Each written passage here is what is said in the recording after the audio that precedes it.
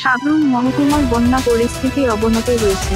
সাবরুম মহকুমার বেশি ক্ষতিগ্রস্ত হয় মণিঘাট, কল্যাণনগর, ইন্দিরানগর, হরিণা বাবুগ্রাম, বৈষ্ণবপুর, দৌলবাড়ি, গাংকিরা, মধ্য দৌলবাড়ি, কালীবাজার এলাকায় ডাকাত ফুটে হয়েছে। ফেনী নদী ও মনু নদীর জল বিপদ সীমার উপর দিয়ে বইতে শুরু করায় দুই নদীর জলই গ্রামাঞ্চলে প্রবেশ করে মানুষের ঘরে, বাড়িতে জল ঢুকে যায়। মনু নদীর জলের স্রোতে বরখলায় মনু নদীর উপর বাঁধ ভেঙে যায়।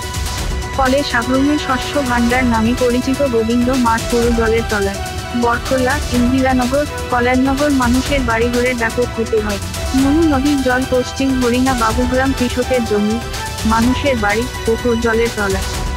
এখনো পর্যন্ত প্রাপ্ত খবরে বাবুগ্রামে 9টি মাটির তৈরি ঘর ভেঙে পড়েছে। দৌলবাড়ি, গাংকিরা পুরো গ্রাম জলের তলায়। মানুষের বাড়িঘরে ফেনী নদী ঢুকে পড়ে। মধ্য দৌলবাড়িতেও একাধিক বাড়ি ক্ষতিগ্রস্ত হয়। মধ্য দৌলবাড়ি 2টি, সাবরুম নগর পঞ্চায়েতের মানিকগড় গ্রামে 2টি মাটির ঘর ভেঙে পড়েছে। বৈষ্ণবপুরে মানুষের বাড়িঘরে জল ঢুকে গেছে।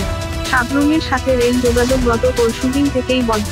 সাঁচি রামবাড়ি 8 নং জাতীয় সড়কও ভেঙে যায়। ফলে সাবরুম এক প্রকার ত্রিপুরা থেকে বিচ্ছিন্ন হয়ে পড়েছে। সাবরুম মনুঘাট রাস্তার উপর জল উঠে যাওয়ায় মনুঘাট যাওয়া যাচ্ছে না। হরিণা 8 নং জাতীয় সড়কে জল উঠে যাওয়ায় মনুবাজার যাওয়া যাচ্ছে না। ফলে বন্যার পরিস্থিতি খারাপের দিকে যাচ্ছে সাবরুমে।